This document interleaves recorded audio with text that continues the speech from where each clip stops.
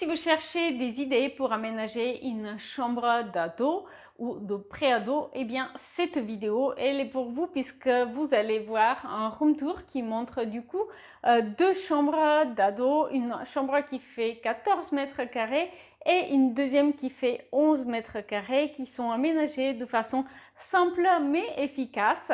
Vous allez voir du coup une présentation qui est téléchargeable dans l'espace membre et à la fin de la vidéo, vous allez voir le room tour de ces deux chambres d'adolescents. Je vais aussi partager avec vous en bonus un troisième exemple de chambre de pré-ado garçon à la fin de la vidéo. Vous allez voir qu'il s'agit de deux chambres où l'aménagement est très simple et on se consacre à l'essentiel, donc le couchage, l'espace bureau et le rangement pour les habits. Je vous laisse voir la vidéo. Donc, dans cette présentation qui est disponible à télécharger dans l'espace membre, vous allez voir d'abord les vues en plan, ensuite quelques vues en coupe permettant de comprendre l'aménagement d'intérieur de ces chambres d'ado.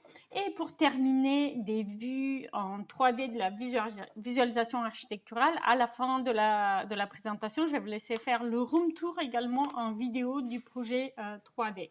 Vous allez voir que la particularité ici, c'est de fournir le minimum pour que la chambre d'ado soit fonctionnelle, c'est-à-dire espace bureau, espace lit et des rangements suffisants, mais on va lui laisser aussi libre choix de s'exprimer, de décorer, d'apporter ses propres objets déco et affichage.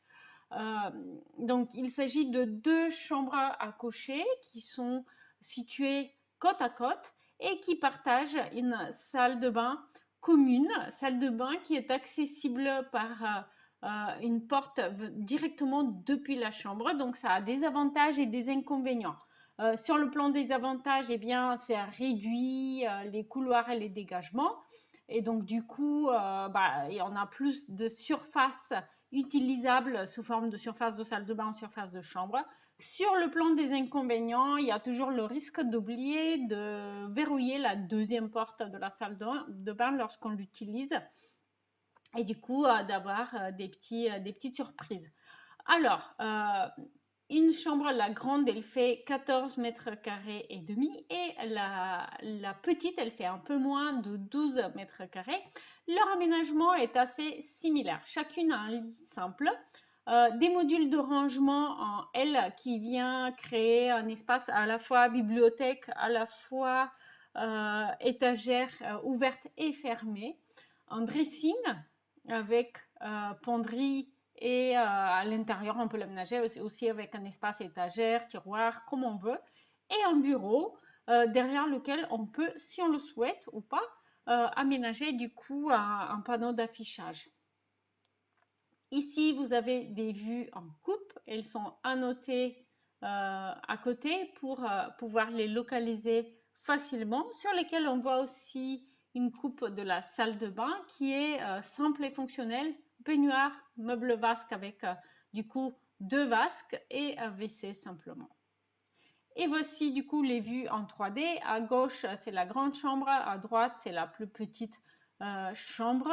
Alors à gauche, on voit tous les éléments parce que du coup l'étagère bibliothèque, elle est aménagée autour de l'espace lit pour créer une sorte de tête de lit.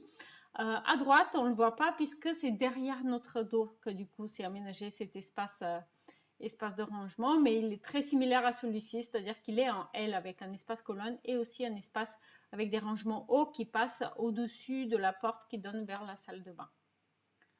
Et voici aussi une vue sur l'espace à mezzanine qu'on a vu en plan et de la salle de bain. Je vais vous laisser faire le room tour du coup en vidéo de cet espace. N'oubliez pas que vous pouvez télécharger la présentation de cet exemple d'aménagement de chambre d'ado, mais aussi plein d'autres exemples dans l'espace membre où grâce au coaching qui est inclus, vous avez la possibilité d'adapter un projet qui vous intéresse à votre aménagement. Le lien est dans la description de la vidéo.